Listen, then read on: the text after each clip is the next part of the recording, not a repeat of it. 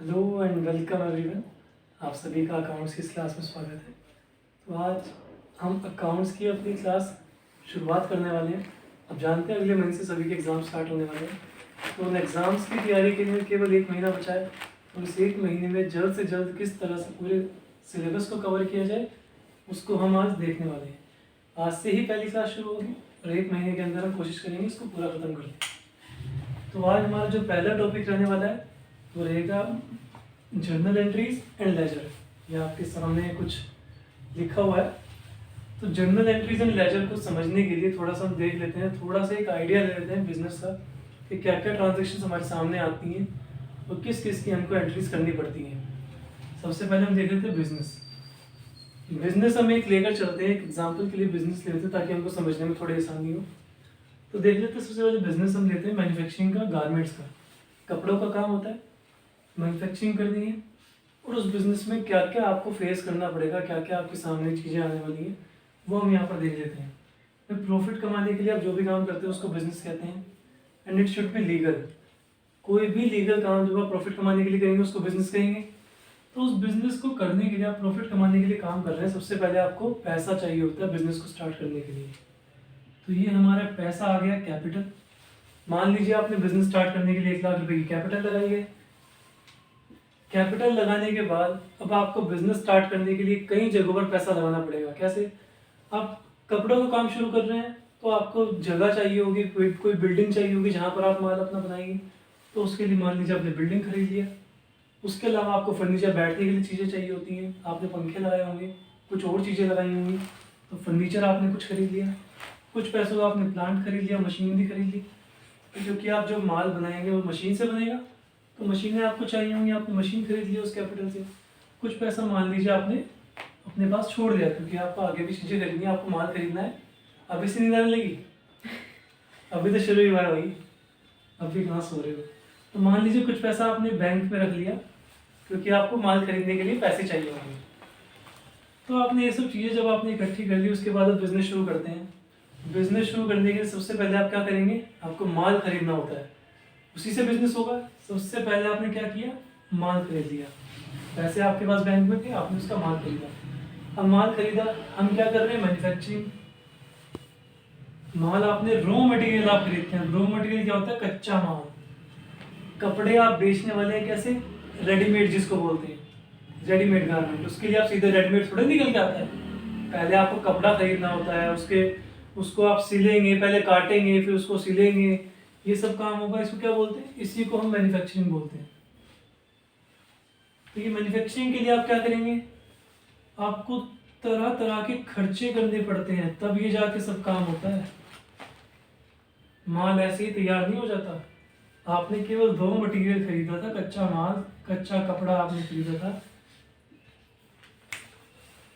अब उसको तैयार करने के लिए, तैयार गारमेंट्स बनाने के लिए आपने ये सब खर्चे किए। आपने अपने मजदूरों को सैलरी दी, आपने अपने मजदूरों को मजदूरी दी, आपने जो जगह दी थी उसका किराया दिया, कुछ आपने लोगों को कमीशन दिया होगा। हो सकता है माल खरीदने के लिए आपने कमीशन दिया हो, माल आपके पास आया होगा, आपने भाड़ा दिया होगा, आपकी जो सैलरी दी होगी, जो आपके यहाँ लोग काम करते हैं उनको सैलरी आपने दी होगी। तो ये सब कुछ खर्चा करने के बाद आपके पास क्या हो गया? आपके पास माल तैयार हो गया। कैसा माल? फिनिश्ड गुड्स जिसको बोलते हैं। कौन सा? Readymade garments. आपके बिजनेस में क्या है? Readymade garments. आपके पास गारमेंट्स तैयार हो गए, फिनिश्ड गुड्स। अब उसको आप क्या करने वाले हैं? उसको ले जाकर हम लोग बेच देंगे। नेक्स्ट पर हम लोग आ गए, इसको हमने बेच दिया। जो तैयार माल हमारा उसको हमने बेच दिया। अब माल बेचने के बाद क्या हुआ? आपके पास निकल कर आ गया प्रॉफिट। कैसे? भाई आपने कुछ खर्चा किया था, आपने पहले माल खरीदा था, फिर आपने ये सब खर्चे किए थे और फिर आपने माल को बेच दिया था। अब आपके पास क्या होगा? किस लिए काम किया था शुरू? ये रहा हमारा प्रॉफिट के लिए। अब आपके पास क्या आ गया? ये इससे आपका आ गया नेट प्रॉफिट। पूरे साल भर में आपने पैसा कमा लिया। अब पैसा कमाने के बाद आप क्या करते हैं? दो तरीके हैं। या तो उस पैसे को आप अपने बिजनेस में रख लेंगे, उसको क्या बोलते हैं? बाद में देखते हैं उसको क्या बोलते हैं। उसको वैसे रिजर्व्स बोलते हैं, लेकिन यहाँ पर हम करते क्या है एक्चुअली में, उसको कैपिटल में जोड़ देते हैं प्रॉफिट को, तो उसी को रिजर्व्स बोलते हैं। तो दो तरीके हैं, या तो आप उसको बिजनेस में रख लोगे, क्यों, आगे ग्रोथ करने के लिए, भाई बिजनेस में आप पैसा रखोगे तो उसी पैसे को आप आगे लगाने वाले हो अपने बिजनेस में, आपका बिजनेस आगे और बढ़े। इसको बिजनेस में या तो आपने रख लिया रिजर्व्स के तौर पर, या दूसरा तरीका क्या है, आप पैसा निकाल लोगे, उसको क्या बोलते हैं, ड्रॉइंग्स निकाल लोगे। मतलब आपने पूरे साल में मान लीजिए 10 लाख रुपए का माल बेचा, सारा खरीद कर मिलाकर, खर्चे मिलाकर आपका लगभग मान लीजिए 8 लाख रुपए का पूरा खर्चा आया था। आपका प्रॉफिट कितना हो गया, 2 लाख रुपए का। अब आप क्या करते हैं, 1 लाख रुपया उसमें से निकाल देते हैं, भाई आपको अपने खर्चे के लिए तो पैसा चाहिएगा, इसको क्या बोलते हैं, ड्रॉइंग्स। तो कुल मिलाकर आपने यहाँ से शुरू किया था, पैसा लगाया था, उसके बाद आपने अपनी संपत्तियाँ वगैरह खरीदी तो जिससे आपको बिजनेस करने में हेल्प मिल सके, जिससे आप स्टार्ट कर सकते हैं। फिर आपने माल खरीदा, उसके बाद कुछ खर्चे किए, फिर आपने माल बेच दिया, आपको प्रॉफिट हो गया, और प्रॉफिट के बाद कुछ पैसा आपने बिजनेस में आगे लगा दिया, और मान लीजिए चीज़ें खरीद ली होंगी, आपके पास 1 लाख रुपये और बच गया ना, 2 लाख का आपको प्रॉफिट हुआ। 1 लाख आपने निकाल लिया, ड्रॉइंग्स कर ली, आपके पास 1 लाख अभी और बचता है। अब उस 1 लाख का आप क्या करने वाले हैं, आपने बिजनेस में रखा हुआ है। अब बिजनेस में हम कुछ भी करें, हम ग्रोथ में और पैसा लगा सकते हैं। मान लीजिए हम और माल खरीदेंगे, अगली बार से ज़्यादा माल खरीदेंगे, मान लीजिए हम और जगह अपनी कर लेंगे, बिल्डिंग हम खरीद लेंगे ताकि और ज़्यादा माल आ सके। तो वो क्या किस लिए यूज़ होगा, बिजनेस को आगे बढ़ाने के लिए। तो ये सब ट्रांजेक्शन्स जो हैं आपको अपने बिजनेस में दिखने वाली हैं, इसी सब की जर्नल एंट्रीज हमको करनी होगी, यही सब चीज़ें हमको बिजनेस में रिकॉर्ड करनी होंगी। हाँ, तो आप लोगों को फ्लो ऑफ बिजनेस समझ आ चुका है, लो हमने देख लिया किस तरह से बिजनेस चलने वाला है, क्या क्या ट्रांजेक्शन उसमें आने वाली है। तो इसको हमने एक बार फिर से यहाँ पर ऐसे साइड में बना दिया है, किस लिए, अब यहाँ से हम जर्नल एंट्रीज की देखने वाले हैं, किस चीज़ को किस तरह से रिकॉर्ड करने वाले हैं।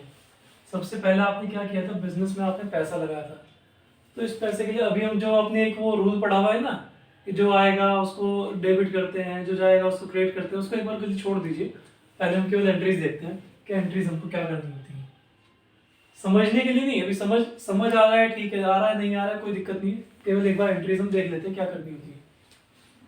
तो सबसे पहले एंट्री करनी होती है, तो आपको बिल्कुल याद ही कर लीजिएगा क्या होता है, कैपिटल की एंट्री करनी होती है। क्या एंट्री होती है, जब भी पैसा आ रहा है आपके पास, आप कैपिटल लगा रहे हैं बिजनेस में, आप एंट्री करते हैं cash account debit to capital. ये पहली एंट्री आपको बिजनेस में करनी होती है।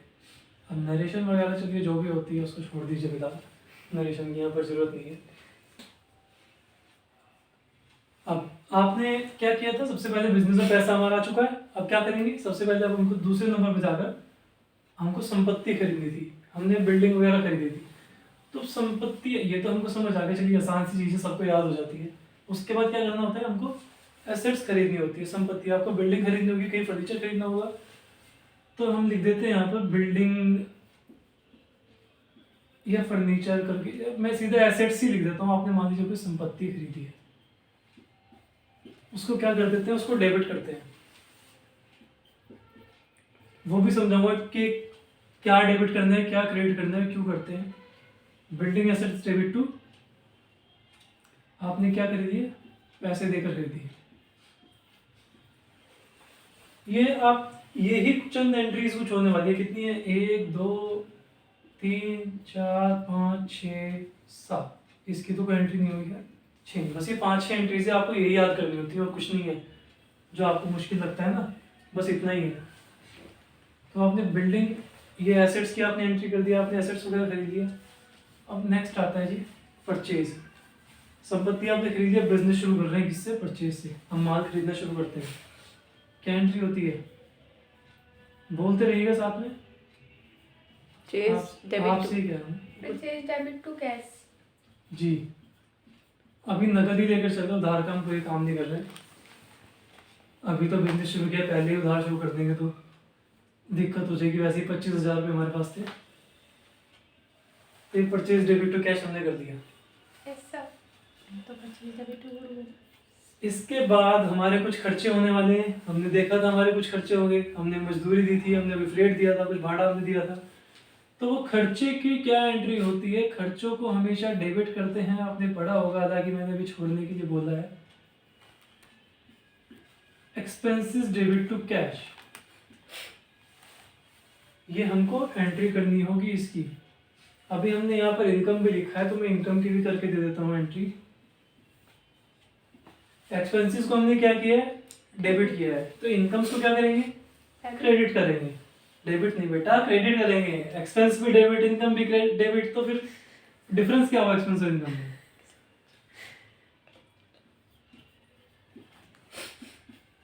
बट सर इसको क्रेडिट क्यों करेंगे? अभी बताऊंगा थोड़ी देर में। सर आप हर बात तो थोड़ी देर में बताओगे। तो बेटा मुझे इतना तो शुरू करने दो, पूरा ये तो कर लेने दो ना, तभी तो बताऊंगा। ये इनकम्स कौन सी हैं? ये भी अभी बताते हैं थोड़ी देर में। ये भी थोड़ी देर में बताएंगे। तो कैश डेबिट इनकम्स आपका हो चुका है। उसके बाद आपकी क्या एंट्री थी? अपनी इनकम्स, हालांकि कौन सी आई वही थोड़ी देर में क्या पता चले। अब फिर आता है आपका सेल्स। माल आपका बनकर तैयार हो चुका है, अब आप उसको बेच देंगे। अब बेचने की क्या एंट्री होती है, ये भी आपको याद ही होगा। Cash debit to sales.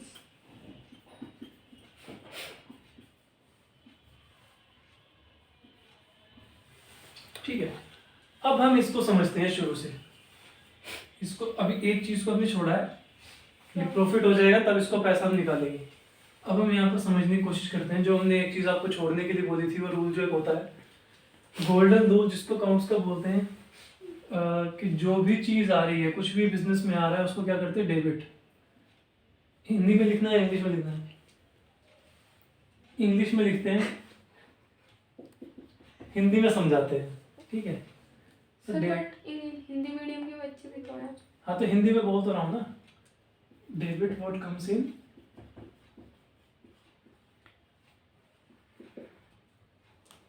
And credit what goes out. समझ आ रहा है? ज्यादा गलती राइटिंग है, कोई बात नहीं। आ जाएगा समझ में। फिर क्या होता है? फिर नेक्स्ट आपका आता है डेबिट द रिसीवर, मतलब जो जिसको कुछ भी मिल रहा है ना, जिसके पास पैसा आ रहा है, कुछ भी चीज आ रही है, उसको डेबिट करना होता है। And credit the giver,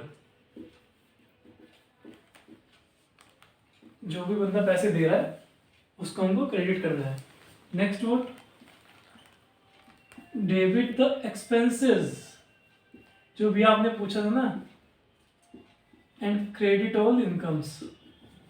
sir थोड़ा क्लियर मतलब क्लियर लिखो, मैं समझ नहीं आ रहा। तो बेटा बोल भी तो रहा हूँ साथ में, ये तो आपने पढ़ा भी होगा, ये तो रिवीजन चल रहा है ना। हिंदी में? हिंदी में मतलब? सर हिंदी में पढ़ा था हमने। अच्छा, सर बाकी तो ये इंग्लिश मीडियम वाले बच्चे को समझ में आ रहा होगा ना। तो डेबिट द एक्सपेंसेस मतलब भाई खर्चों को डेबिट करते हैं, और जो आपको प्रॉफिट्स होते हैं, इनकम्स होती हैं, उसको क्या करते हैं? उसको क्रेडिट करते हैं। और दो चीजें आती हैं, एक्सपेंसेस के साथ आप लॉस भी डाल दो, और यहाँ पे क्या? प्रॉफिट डाल दो। ठीक है, तो अब यहाँ पर देख लेते हैं, इसमें ये कुछ फिट हो रहा है क्या या नहीं हो रहा है? आपने कैपिटल बिजनेस में लगाई थी, तो क्या आ रहा है बिजनेस में? कैपिटल लगाते वक्त पैसा आ रहा है, तो इसलिए क्या करते हैं? कैश को डेबिट कर दिया। हालांकि इसमें इतने कोई बड़ा रूल लगाने की जरूरत नहीं है, आप इसको एक ही चीज याद करनी है, वो याद कर सकते हैं, कैश डेबिट टू कैपिटल। अगर इतना भी याद नहीं हो रहा है तो फिर मुश्किल है थोड़ा। तो कैश डेबिट टू कैपिटल आराम से याद हो जाएगा, है ना। उसके बाद नेक्स्ट अब आते हैं, ये तो पहली तो याद होगी, ठीक है, बस मान कर चलता हूँ आपने याद कर ली, इतना तो आसान सी चीज़ है यार। तो नेक्स्ट आता है आपका बिल्डिंग, नहीं इसको बिल्डिंग को हम निकाल देते हैं, आप एसेट्स ही रखिए, क्योंकि एक चीज़ नहीं है ना, कुछ बहुत सारी चीज़ें खरीदनी होंगी। Assets debit to cash, second चीज़ में आपने क्या है? आपने एसेट्स खरीदी है, क्या आपके पास आ रहा है? एसेट्स आ रही है, तो एसेट्स को हमने क्या कर दिया? डेबिट कर दिया। और क्या जा रहा है? कैश जा रहा है, कैश को हमने क्रेडिट कर दिया। क्या सिंपल सी बात है यार। देखो क्या आने वाला है, हमने क्या करा है, हमने एसेट्स खरीदी है, हमने संपत्ति नगद खरीदी है। तो क्या क्या चीजें इसमें होने वाली है आप मान के चलिए। भाई सीधे से मान लीजिए, अगर आप बिल्डिंग खरीदने के लिए जाते हैं आप क्या करेंगे, आपके पास खुद बताइए आप क्या करना है, आपको बिल्डिंग खरीदनी है, पैसे देने हैं। कौन कौन सी चीजें हैं इसमें, दो चीजें हैं, क्या क्या, एक तो बिल्डिंग है, एक पैसा है। अब आपको करना क्या है, डेबिट क्या होगा वो आपको बता दिया। क्या आ रहा है आपके पास, बिल्डिंग आएगी, आप खरीद रहे हैं ना, तो बिल्डिंग आपके पास आ जाएगी, और खरीद रहे हैं तो पैसा आपको देना पड़ेगा। सिंपल से अपनी जेब से ये सोच कर देखिए कि आप यहाँ पर खड़े हुए हैं। भाई आप क्या करने वाले हैं, बिल्डिंग खरीदेंगे, या बिल्डिंग से बड़ी चीज़ होगी समझ आना मुश्किल है। आप मान लीजिए आप कुछ पंखा ही खरीदने जा रहे हैं अपने अपने ऑफिस के लिए, पंखा खरीदने जाते हैं, वही फर्नीचर है। आप क्या आएगा आपके पास, पंखा आएगा, पंखा आपने खरीद लिया, क्या देंगे उसको, पैसे देंगे, अपनी जेब से निकले भाई पैसे हमारे, ठीक है। तो इसलिए फर्नीचर आपके पास आ गया, डेबिट कर दो, और कैश आपके पास से चला गया, क्रेडिट कर दो। ये केवल आने का भी आप याद रख लेगा। दूसरी चीज क्या है, कैश है, तो कैश ही जाने वाला है, और कुछ बचा नहीं। उसके बाद आते हैं नेक्स्ट पे, दो हो गए हमारा। तीसरी चीज क्या होती है, परचेज ऑफ गुड्स। तीसरा काम हमारा था परचेज करने का माल, जिसको आपको मेन काम है, जिसको आपको बेचना पड़ेगा। अब यहाँ पर एक जो प्रॉब्लम आती है शुरुआत में स्टूडेंट्स को, वो प्रॉब्लम क्या आती है कि हमारे पास माल आ रहा है लेकिन हम डेबिट क्या कर रहे हैं, परचेज। क्यों ऐसा डेबिट कर रहे हैं, भाई आप माल को डेबिट करो ना।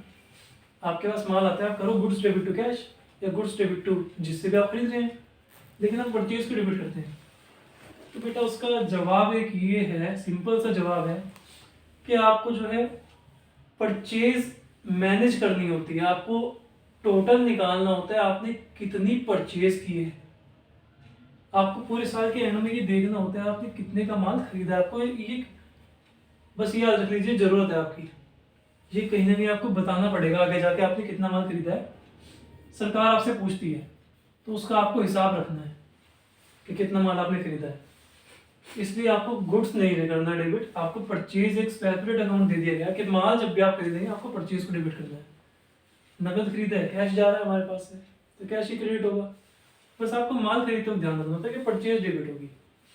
ऐसी अब एक्सपेंसेस के बारे में छोड़ दो, आप सेल्स पे आ जाओ। आपने सेल किया, आपके पास से क्या है, ये वाली एंट्री है नीचे, ये हमारा हो गया। इस पर आ जाते हैं। हाँ, आपने सेल किया, आपके पास से क्या जाएगा, पैसा, माल जाएगा। बेटा पैसा तो आएगा, माल बेच रहे हो आप। सर इसको तो कुछ भी नहीं आता है, तो टप्पर है एक नंबर की। आपने माल बेचा है, आपके पास पैसा आएगा। अब आपने जो कपड़े आपने बनाए थे, आप अपने हाथ में कपड़े लेके बैठे हो, आपके पास कोई कस्टमर आ गया तो उसको पैसे भी दोगे क्या साथ में, उसको माल भी दे दोगे, पैसे भी ले जा भाई, माल भी ले जा।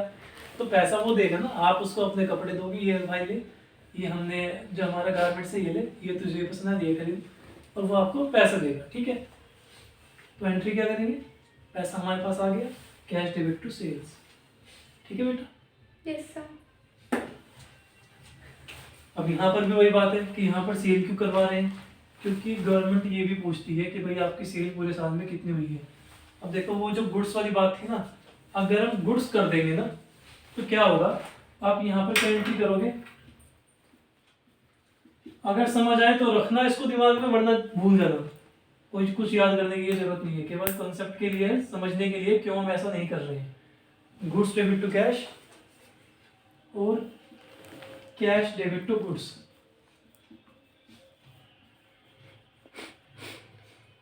भूल जाना इसको, अगर समझ नहीं आया ना बिल्कुल भूल जाना, इरेज कर देना।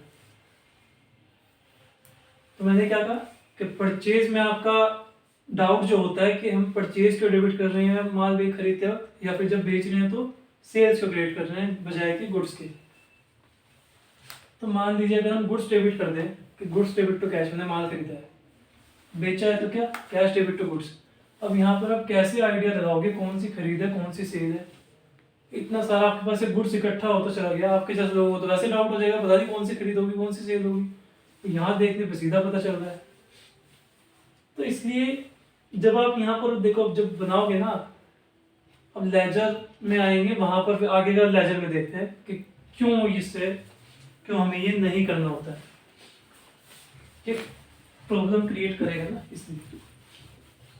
तो आपने एक्सपेंसेस एंड इनकम नहीं बताया। हाँ बेटा, आ रहा हूँ, उस पर आ रहा हूँ। सेल हमारी होगी, उसके बाद आते हैं एक्सपेंसेस एंड इनकम पे। आपने ये देख लिया, debit all the expenses and credit all the incomes. Expense आपका जो भी खर्चा आप करने वाले हैं, कुछ भी खर्चा है उसको उठा के सीधा सीधा डेबिट कर दो।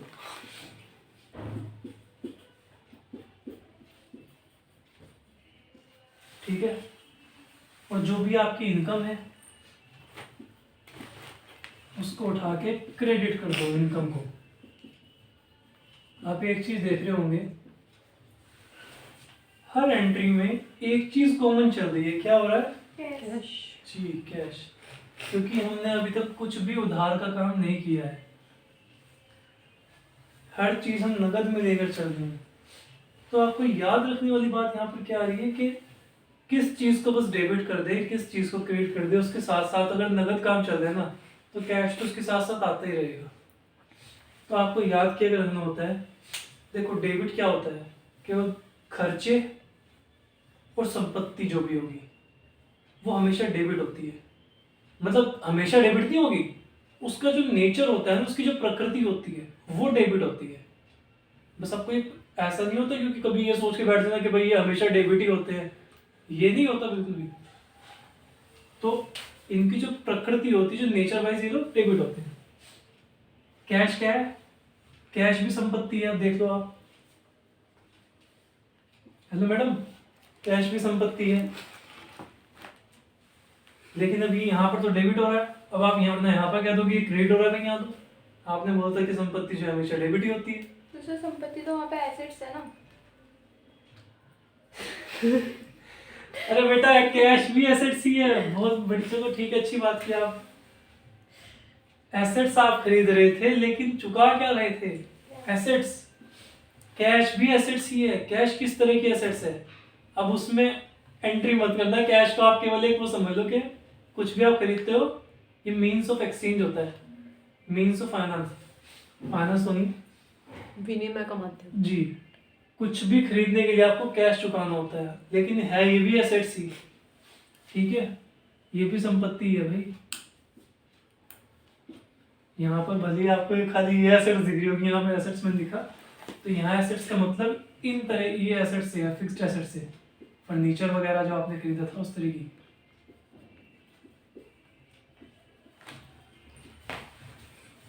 इस तरह के एसेट से मतलब था यहाँ पर। तो आपने देख लीजिए एक बार, जरा गिन लीजिए कितनी एंट्रीज हुई। 6। 1 2 3 4, ये तो एक ही मान सकते हैं आप एक्सपेंसेस एंड इनकम्स की। मैंने तो 3 बार हो गई। 4 5 6 कैश डेबिट टू इनकम। ये अरे ये 2 बार क्यों आ गई? सर आपने अभी समझाने के थ्रू लिखी है ना एक बार। अच्छी इसकी आ गई थी एक बार यार, ये दोबारा कर दीजिए। 2 बार हो गई एक एंट्री की। बेटा बता तो दिया करो 2 बार हो गई एंट्री, आप भी करवाए जा रहे थे।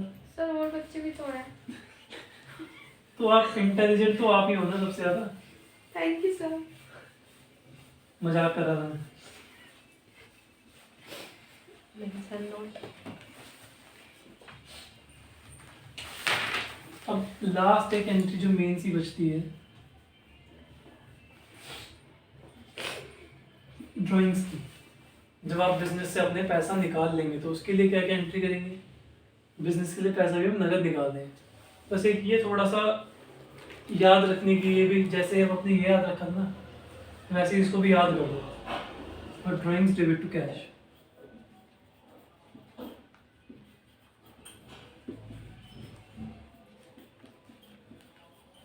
अब ये ड्राइंग्स क्या है, क्यों कैश भी रेट कर रहे हैं, छोड़ दो, बस इसको याद कर दो। Drawing debit to cash.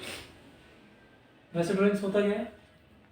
पैसे का निकालना, अपने बिजनेस से पैसे को निकालना। सर उसका- अपने यूज के लिए। हाँ जी, अपने पर्सनल खर्चे के लिए, अपने काम के लिए। अब उसको खर्चा हम कहाँ पर कर रहे हैं, उसका बिजनेस से कोई मतलब नहीं है, जहाँ मर्जी खर्च करो। इसको क्या कहते हैं? Personal expense. एक्सपेंस नहीं, विड्रॉल बोल सकते हैं इसको। Personal withdrawal.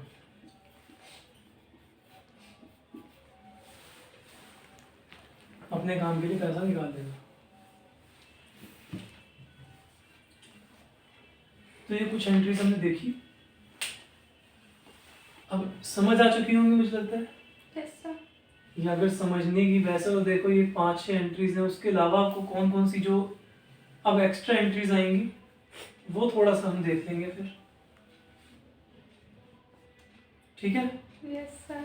हाँ तो अब परचेज हमने क्या देखा, परचेज हो ये तो देखो सेम रहने वाला है, ये तो हमेशा सेम रहेगा। और एक ये वाली जो एंट्री है इसमें फिर भी एक चेंज आ सकता है, लेकिन ये तो हमेशा सेम ही रहता है। इनमें एडिशंस होंगे, एक्चुअली सेम तो रहेंगे, थोड़ा सा और एडिशंस हो जाएंगे। तो पहले इनको देख लेते हैं खरीदने वालों को। अब देखो खरीदने में अब दो चीजें और, दो नहीं हाँ दो ही, दो चीजें इसमें और अब आ जाएंगी, दो चीजें और ऐड हो जाएंगी। कौन कौन भाई, अभी तक आप काम कैसे कर रहे थे नकद, अब आप कैसे करेंगे उधार। उधार करने में दो लोग आ जाएंगे, एक तो लेनदार और एक देनदार, डेटर्स एंड क्रेडिटर्स। जब आप माल कहीं से खरीदेंगे आप क्या करेंगे, किसी के पास गए कि भाई हमको इतने रुपये का माल दे दो, 10,000 रुपये का आपने माल खरीद लिया, पैसे आपके पास अभी है नहीं, आपने बोला भाई 1 महीने बाद मेरे से 10,000 रुपये ले लेना। तो आपको क्या करना है, 1 महीने बाद उस बंदे को 10,000 रुपये देने हैं। अभी आपने नहीं दिए, कैश आपके पास से नहीं गया, तो आज की डेट में आपको रिकॉर्ड करना है। माल जिस दिन आपने खरीद लिया उस दिन आपको रिकॉर्ड करना पड़ेगा। बेटा सोना बंद कर दो इसको, तो ये रख दो उठा कर।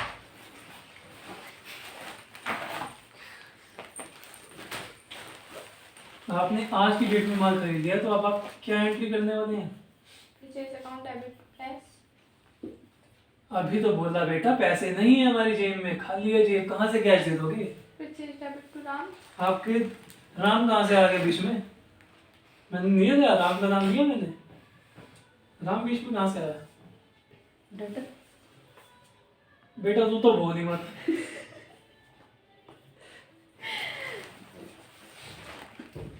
परचेज की बात की ना, परचेज आप करने गए थे, जेब में पैसा है नहीं, हमने क्या बोला था उसको, लेनदार। जिसको आपको पैसा चुकाना होता है कौन होता है वो, क्रेडिटर। लेनदार। हाँ जी क्रेडिटर्स, क्रेडिटर्स या लेनदार। तो आप क्या करने वाले हैं, उसका नाम लिख दो यहाँ पर, क्रेडिटर्स का। अब आप बोलोगे क्रेडिटर्स कहाँ से आ गए भाई, हमने तो वही राम पढ़ा था, राम श्याम आता है भाई, वो भी सब क्रेडिटर्स हैं, ठीक है। वही लोग क्रेडिटर्स हैं, जिन लोगों को आपको पैसा चुकाना होता है ना। अब फर्म में आप एक ही बंदे से माल खरीदेंगे, कोई बिजनेस कर रहे हैं भाई, आप राम से खरीदेंगे, श्याम से खरीदेंगे, मोहन से खरीदेंगे, कितने लोगों से खरीदेंगे ना। तो आप जब बनता है ना अकाउंट, तो जर्नल में तो हम लिखते हैं राम, लेकिन जो सब सारा इकट्ठा होता है ना, तो किस में आएगा, एक हेड बन जाता है क्रेडिटर्स का। ये राम श्याम मोहन इनकी लिस्ट लगी होगी यहाँ पर नीचे क्रेडिटर्स के अंदर। तो यहाँ पर हमने क्या लिखा है, हेडिंग, ये हमने पूरा हेड डाल दिया। अब राम श्याम मोहन सोहन सब आ गए इसके अंदर, ठीक है। तो ये हमारी एंट्री होगी परचेज की, जब हमने उधार माल खरीदा। अब आते हैं सेल पर। भाई एक्सपेंस और इनकम्स ये भी उधार होते हैं क्या, हो सकते हैं। एक्सपेंस भी उधार हो सकता है भाई, आपने मान लीजिए किस तरह का एक्सपेंस उधार हो सकता है, फ्रेट हम कह सकते हैं उधार हो सकता है। कि फ्रेट क्या है, हमने काम करवा लिया है लेकिन अभी तक उसको पैसे नहीं दिए, तो उसके लिए भी एंट्री जो है वो सेम ही होगी, लेकिन उसमें थोड़ा सा फर्क आ जाता है। फिलहाल के लिए आप ये मानकर चलिए कि ये चीज़ें उधार होती नहीं है, नकद में चलने वाला है, और ये आगे कहीं देखने मिलेगा जब आप फाइनल अकाउंट्स में भी देखेंगे, तो वहाँ पर उसकी ये कंसेप्ट कुछ आने वाले हैं कि एक्सपेंस भी ऐसा होगा, आपने अभी तक जब पे नहीं किया, आपकी सैलरी है, इस महीने की सैलरी आपको देनी थी लेकिन आपने दी नहीं, या आपको कोई मजदूरी देनी थी आपने दी नहीं है, कोई रेंट पे करना था आपने नहीं पे किया है। तो इस तरह की चीज़ें भी आपको आगे देखने मिलेंगी, उसको क्या करना होता है वो हम लोग आगे देखेंगे उसमें फाइनल अकाउंट में। अब सेल की एंट्री कर लेते हैं। सेल का ऐसी बात होगी, आपके पास जो है कोई आया व्यक्ति खरीदने, आपके पास माल खरीदने के लिए आया, बोलता है मेरे पास पैसे आज नहीं है, पैसे मैं आपको 1-2 महीने बाद दूंगा। तो आप क्या एंट्री करने वाले हैं, एंट्री बताइए जरा, छोड़ो मैं ही बताता हूँ। ये बात तो फिक्स है, आपको सेल क्रेडिट करनी है। ठीक है, 2 सेल्स आपको करना है। Debtors debit to debtors debit to sale. ठीक है, क्यों कर रहा है डेटर्स डेबिट टू सेल? क्योंकि उसने सामने वाले ने कहा है मेरे पास पैसे नहीं है, तो कैश हमें नहीं देगा वो। रिकॉर्ड हमको आज ही करना है, कैश हमारे पास है नहीं, एंट्री मुझे आज ही करनी है, तो कैश हमें डेबिट नहीं कर सकता। अब मुझे किसको डेबिट करना पड़ेगा? देनदार को। जी, देनदार कौन होते हैं? जिनसे हमको पैसा लेना है। अब हम क्या कर देंगे?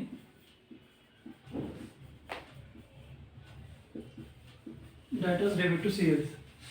और ये चीज़ें थोड़ी बहुत ही समझाई जा सकती हैं, आपको भी मैं समझाने की कोशिश तो कर रहा हूँ, लेकिन एट लास्ट होता क्या है, ये चीज़ें याद ही करनी होती हैं। ये करनी भी नहीं होती, जब आप एंट्री करते रहते हैं ना, ये चीज़ें आपको याद हो जाती हैं, ये चीज़ें दिमाग में घुस जाती हैं फिर, क्योंकि मेनली जो है यही सब एंट्रीज चलने वाली हैं, पूरे शुरू से लेकर आखिर तक यही एंट्रीज चलेंगी। तो ये चीज़ें आपको टाइम के साथ साथ याद ही हो जाती हैं, अपने आप एकदम से निकलता है मुँह से कि हाँ, किसकी सेल की एंट्री होगी, purchase debit to cash, purchase की एंट्री हो गई, सेल की एंट्री होगी, कैश डेबिट टू सेल्स, तुरंत निकलेगा। तो ये आपकी ये 2 एंट्रीज होगी। अब इसमें 1-2 लॉजिक और निकल के आ जाएंगे। जब आपने परचेज डेबिट टू क्रेडिटर्स तो कर लिया, आपने माल उधार खरीद लिया, अब 1 महीने बाद वो खड़ा होगा क्रेडिटर्स, वो कहेगा भाई मुझे मेरे पैसे दो, जा कहेगा ना। आपने बोला था भाई मैं 1 महीने बाद दूंगा, 1 महीने बाद मेरे से लेना पैसे, तो वो क्या कहेगा? मुझे पेमेंट करो मेरी। अब देखो, अब आपके पास से क्या जा रहा है, आप पैसे दोगे, वो बंदा आपके सामने खड़ा हुआ है, वो कहता है मुझे पैसे दो। कि कौन कौन लोग हैं यहाँ पर, क्या क्या काम होने वाला है? एक तो आप उसको पैसे दोगे, पैसे पाने वाला कौन होगा? वो सामने वाला बंदा, और आप क्या दे रहे हो? पैसे। ठीक है, क्या एंट्री करोगे? राम श्याम मोहन जो भी बंदे हैं। Debtors debit to cash. जी,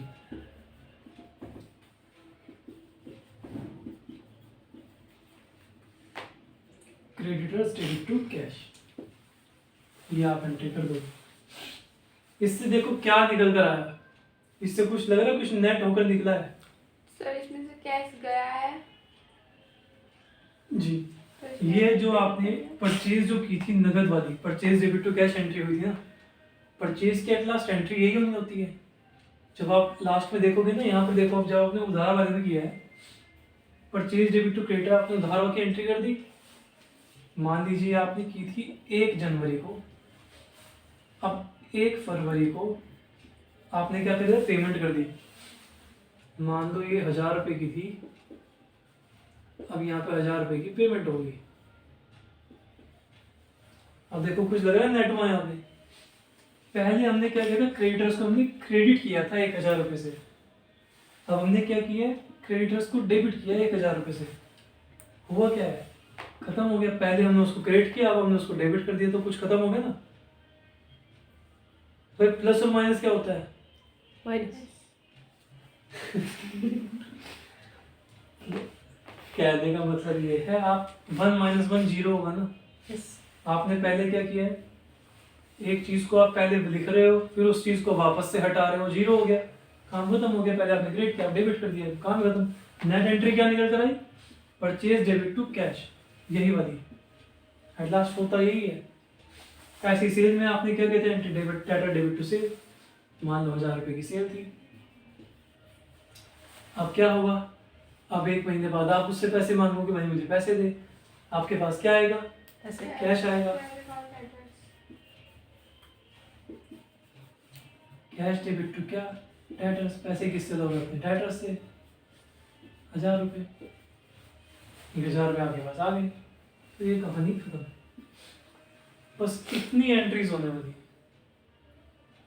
पूरे, उसमें बस यही सब चलने वाली है। अब जो मेन जो और बड़ी बड़ी एंट्रीज आती हैं, देखो वो आपने की तो होंगी, अब बीच बीच में जो आती रहेंगी वो हम लोग बीच बीच में भी देखते रहेंगे। बस ये मेन जो एंट्रीज है वो यही सब चलती हैं पूरे इसमें अकाउंट्स में, यही सब मेन एंट्रीज हैं जो चलने वाली है। बाकी जो भी एंट्रीज आएंगी वो हम लोग बीच में देखेंगे।